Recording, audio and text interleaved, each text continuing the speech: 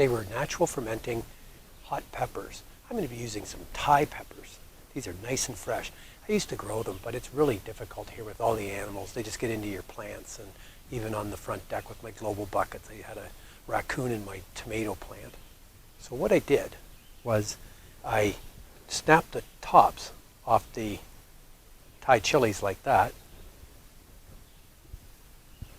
and I put them into a bowl. So they're nice and clean.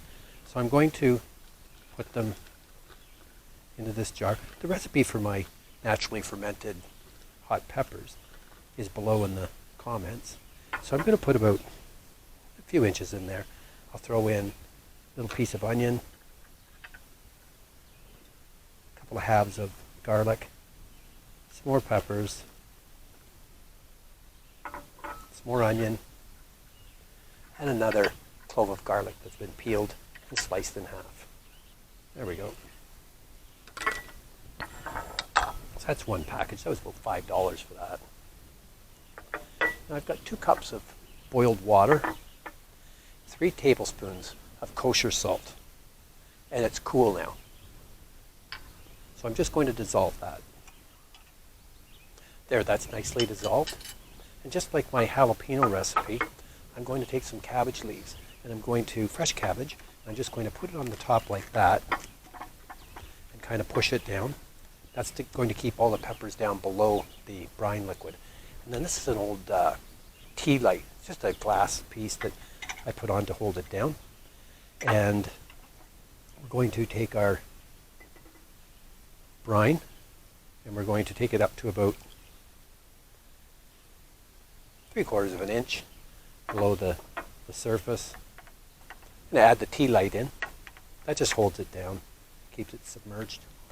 And then you can just put your normal lid on, but I have a special one because I do so much fermenting that I've got one with a little hole in the top. So that basically goes on top like that, and it'll release the gases automatically. So that's on nice and tight. That look good. Some nice hot peppers. Everyone loves a little kick. So everything's submerged there. And what I'm going to do is I'm going to put this on my counter inside. And between 70 and 80 degrees is probably the best for fermentation. But that's going to sit, and it'll take a couple of days before it starts to bubble, and you can hear it. And you'll hear it. And I check it every morning. And then I'll be back after 7 days. Okay, here we are on our naturally fermented hot peppers. We're a little over 2 weeks. We had some rain that came through for probably 4 or 5 days. I was planning on going for about 10 days, but we had rain, and then we had wildfire smoke. The smoke was so bad that you couldn't even see the island and behind me here. And the smoke's pretty bad today, but it doesn't matter. We went to 2 weeks, and now it's time to shut it down. So it was bubbling like crazy. So I'm going to take the lid off. Little tea light that I put on top to hold down the cabbage. I'll just put that in there. I don't have any mold whatsoever. There's the cabbage that I put on the top. That's good. And now you can just cap this and put it in the fridge if you like. But what I'm going to do is I'm going to drain a little bit of the natural juice out. About that much. And I've got some plain white vinegar.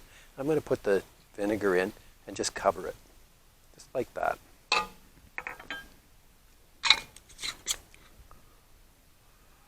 There you go. That's all ready to go. That's naturally fermented hot peppers. Those are very hot Thai peppers. There you go. I'm just going to put that in the fridge. Every time you want a pepper, that'll last for a few months. So I'm also going to suggest doing naturally fermented jalapenos. I did that, and I always have a jar of that in the fridge. Those are my naturally fermented hot peppers. I'm using Thai peppers. Into the fridge we go. Thanks for watching.